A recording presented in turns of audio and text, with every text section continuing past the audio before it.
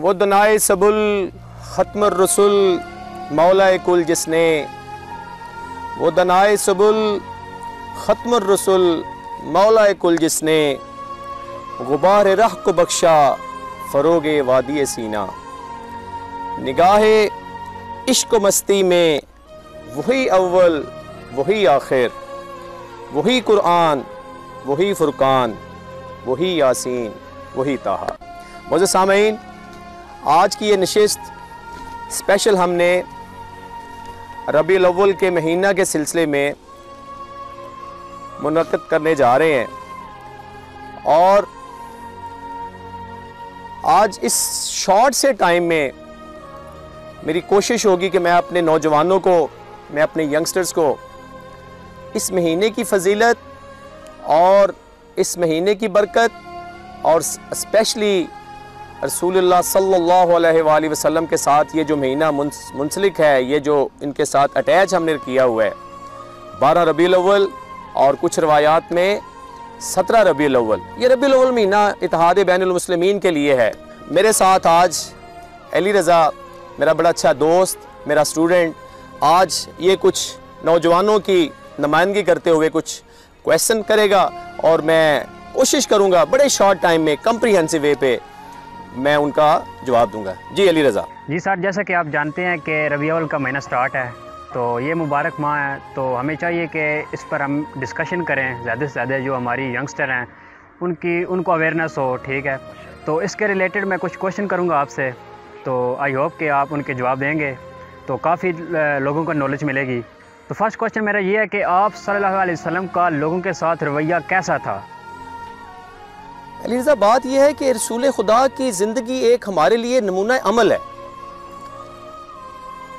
मतलब हमारे लिए बहुत सारी कुरानी आयात, बेशक रसूल खुदा आपके लिए बेहतरीन नमूना है ज़िंदगी गुजारने के।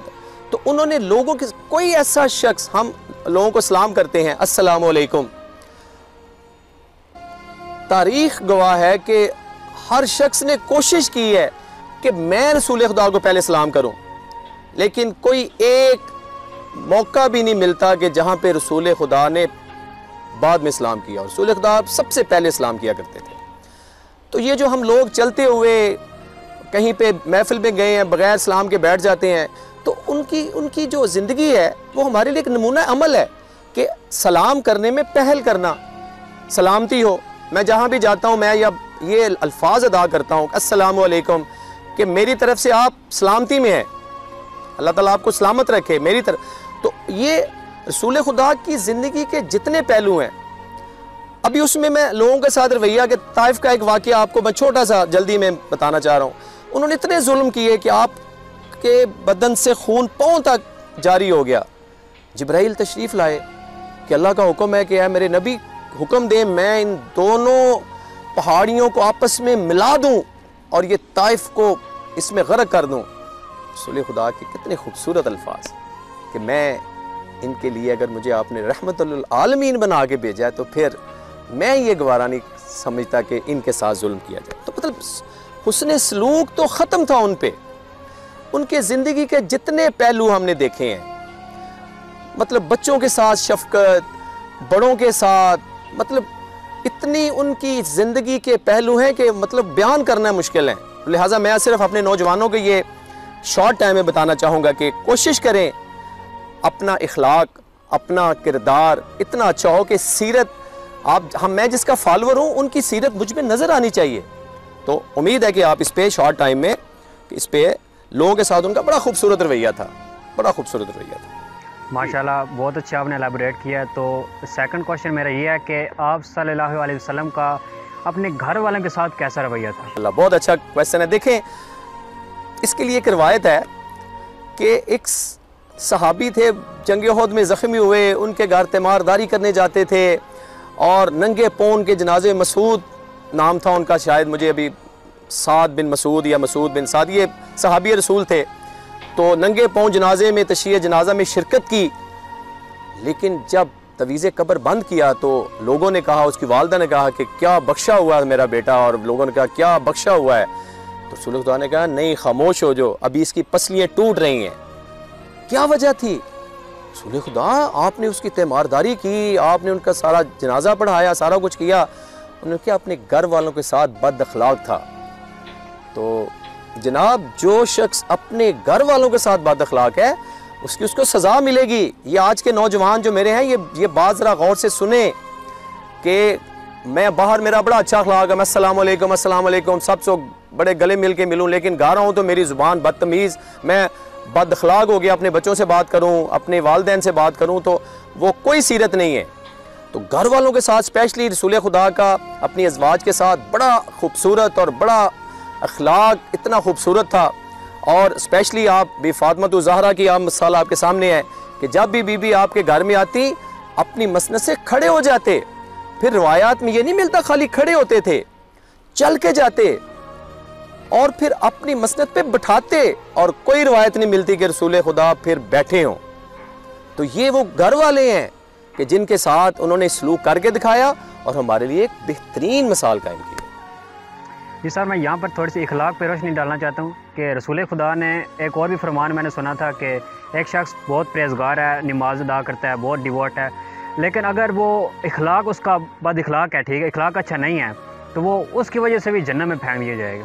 बिल्कुल बिल्कुल, ये मतलब ज़िंदगी के डिफरेंट पहलू हैं कि अल्लाह ताला ने इंसान को कहा है कि नमाजें रोज़े ये सारी अपनी जगह पे वाजिबात को साइड पे कर, जिसका इखलाक अच्छा नहीं है वो जन्नत की खुशबू भी नहीं सूंघेगा। इखलाक की पहलू, क्योंकि रसूल खुदा ने फरमाया मैं एक हुस्न इखलाक की बुलंद तरीन मकाम पर फायज़ हूं, मुझे बेशक हुस्न इखलाक के लिए भेजा गया है। तो ये हमारे सामने कितनी खूबसूरत रवायात हैं, हदीस हैं कि इखलाक के मतलब इतना इन्फोर्स किया गया है, इतना इन्फोर्स किया गया कि बहुत सारी चीज़ें अभी मेरे जहन में आ रही हैं, लेकिन चूँकि टाइम शॉर्ट है मैं आपको सिर्फ इतना बताऊँगा कि इखलाक का पहलू औलाद के हवाले से उन्होंने ये कहा है, कुरान की आयत है कि अपने माँ बाप के सामने उफ़ तक ना कहो। उलमा फरमाते हैं कि उफ़ का वर्ड इतना छोटा है कि इससे छोटा कोई वर्ड नहीं है। तो इखलाकी पहलू है कि मेरा वालिदैन के साथ बात करने का अंदाज़ क्या है, मेरा दोस्तों के साथ बात करने का अंदाज़ क्या है, बच्चों के साथ मेरा बात करने का अंदाज़ क्या होना चाहिए। ये जो ज़ुबान है ना, ये ज़ुबान ये इंसान को बुलंद मुकाम तक पहुंचाती है, और अगर यही ज़ुबान इखलाक से गिर जाती है और ये अल्फाज में चुनाव सेलेक्ट करने में नाकाम हो जाती है तो ये इंसान को गिरा देती है, इसमें कोई शक नहीं है। जी तो जी सर, हमारा नेक्स्ट क्वेश्चन ये है कि हमारे यंगस्टर को ये भी पता होना चाहिए कि शब मेराज से क्या मुराद है, तो इस पर थोड़ी सी रोशनी डाल। माशाल्लाह देखें ना, ये छोटे छोटे रसूल खुदा के जो सीरत के पहलू हैं। मैं ये बताऊं कि शब मेराज तो आइंस्टाइन ने साबित कर दी कि स्पेस में जो ऑब्जेक्ट मूव करता है वो स्पीड ऑफ लाइट के बगैर मूव कर ही नहीं सकता, उसकी इतनी स्पीड होती है जिसको हम 3 × 10⁸ मीटर पर सेकंड कहते हैं। वो शब मेराज के लिए बेहतरीन प्रूव है। रसूल खुदा ने फिजिकली खुद शब मेराज की, मेराज पे गए। ये जो नमाजें आप अभी आज हम पढ़ रहे हैं ये उसी की एक इनाम के तौर पे, पहले 50 नमाजें, फिर करते करते रसूल खुदा को पता था मेरी ये उम्मत ये बड़ी मसरूफ़ होगी, ये बड़ी अपने कामों में लगी रहेगी, तो लिहाजा सिर्फ 5 नमाजें जो हमें आज इनाम में मिली हैं, और वो वहाँ पे मलाइका ने इस्तकबाल किया। फिर रसूल खुदा ने वो तमाम अंबिया की सफ़ें थी लगी हुई, उनको नमाज करवाई, एंड सो ऑन। तो वो ये मेरा नौजवान आज का ये बात याद रखे कि रसूल खुदा की वो शख्स के अल्लाह ताला ने, अगर अल्लाह ताला फरमाते हैं कि मैं ए नबी अगर आपको मैं खल्क ना करता तो मैं ये ज़मीन और आसमान खल्क ना करता। ये जो हमें ये दुनिया के रंग नज़र आ रहे हैं ये तो यूनिवर्स में हमारी अर्थ एक स्पॉट है।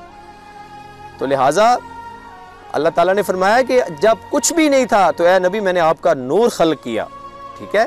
तो लिहाजा वो शब मेराज में बहुत सारी बातें हुई मलाइका से, अंबिया से, और फिर जब वापस आए और फिर साहबा ने पूछा कि या रसूलल्लाह हमें भी शब मेराज पे ले जाते, तो इसके लिए बड़े खूबसूरत अल्फाज उन्होंने कहा, हाँ हर मोमिन भी मेराज कर सकता है, अस्सलातो मेराजुल मोमिन। जो शख्स भी नमाज पढ़े, मेरा आज का नौजवान कहता है मुझे नमाज का टाइम नहीं है, सारी इबादत का टाइम नहीं मिलता, मैं बड़ा मसरूफ़ हूँ। मैं कहता हूँ खुदा के बंदे ये कहो कि आपको अल्लाह ने इस काबिल ही नहीं समझा कि अपने हजूर में पेश किया जाए।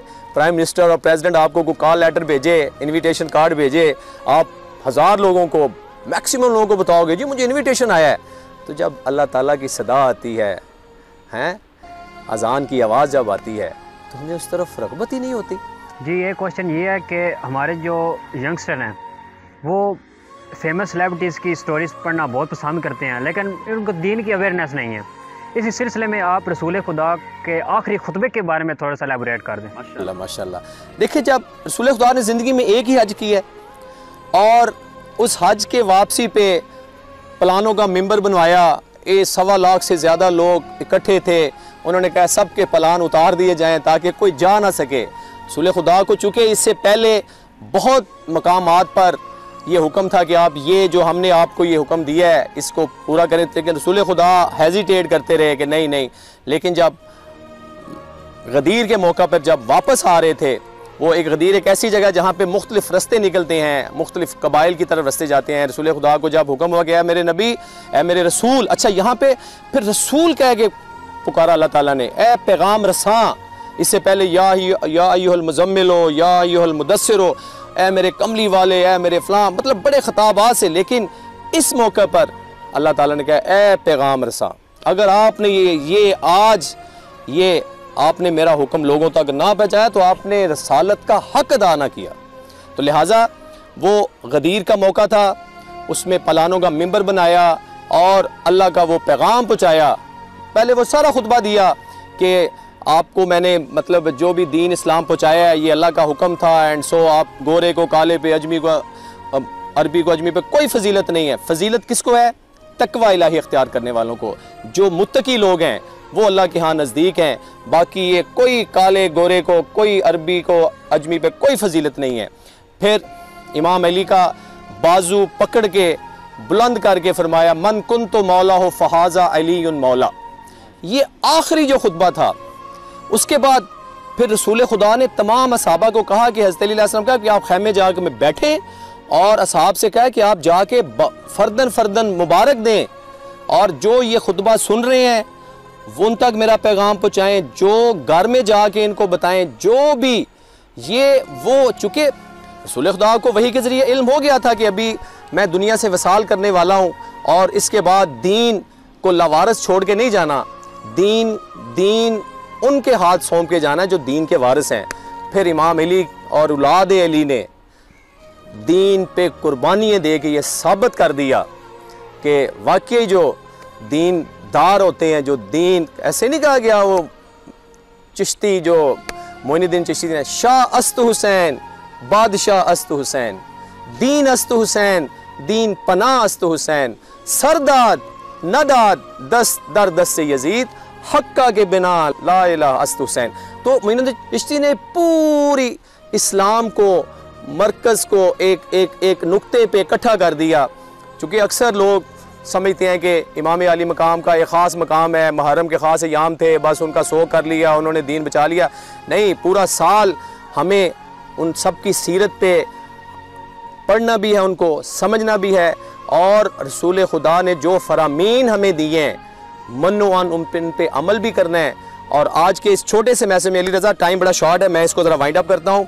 तो आज के इस मौके पे मैं अपने नौजवानों को एक मैसेज देना चाहूँगा कि प्लीज़ खाली झंडियाँ, खाली ये मिलाद अपनी जगह पे इसका सवाब है, ये मुकदमा है, इससे बढ़ के क्या है। जैसे हमारे पिछले दिनों बहुत प्राइम मिनिस्टर भी कह रहे हैं कि हमें सीरत के पहलुओं को उजागर करना है। तो मैंने ये कोशिश की है कि रसूल खुदा के छोटे छोटे वाक़यात के ज़रिए रसूल खुदा की ज़िंदगी के पहलुओं को उजागर करूँ, उसमें रोशनी डालूँ। और मेरा नौजवान आज का याद रखे, जब तक हमें मगरब से कोई गर्ज नहीं है, अपनी आप जिस चीज़ को लाइक करते हो रोज़े महशर उसके साथ उठोगे। आज अगर आपके आइडियल, जैसे आपने कहा आपके स्टार्स हैं, गंदे लोग हैं, गाने बजाने वाले हैं, फलां हैं, तो रोज़े महशर आप उनके साथ शुमार होंगे। आज अगर आप सीरत मोहम्मद व आले मोहम्मद पे जब उनकी सीरत पे अमल करेंगे, रसूल खुदा सल्लल्लाहु अलैहि वसल्लम की सीरत पे अमल करेंगे, तो रोज़े महशर आप उनके साथ मशहूर होंगे। तो लिहाजा मेरा नौजवान समझे, इस पे गौर व फिक्र करे।